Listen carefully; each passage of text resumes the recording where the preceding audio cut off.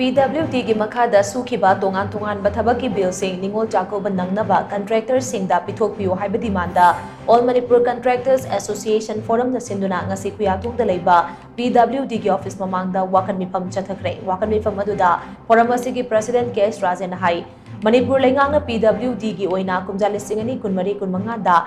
Sizinanaba lupa crore listing amaga chamapan humputara nipan rom thadokre sanfam asida lambi thong sembagi amade hana suba loikraba thabak singi bill gi sanfam yauri bane adubo Chakouba hayeng da ngairaba matam asida contractor singi bill thadokpidaba shina contractor singda hena awaba ama ohele maramaduna finance ke incharge su poriba chief minister na mideng changbiduna Chakouba Nangnaba bill Pithokpiyu haina mahangna makata na phongdokhi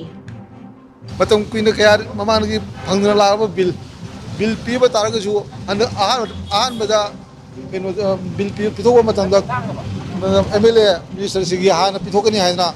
mama thokba aduga makoi bill process tawba pithokpa ju hograba aduga jamjang lejarba normal contractor ekhoigina kasu khandana file phama khandana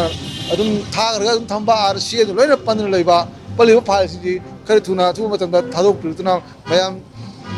chap manana kasung phangminaba haina appeal tawgi adugumba sit and protest ni adubo phamme akoina thagre file singe kana marai bak thiba contractor singdi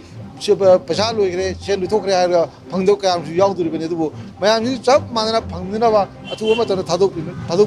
pinapina mata government asingba appeal ji khoi tawi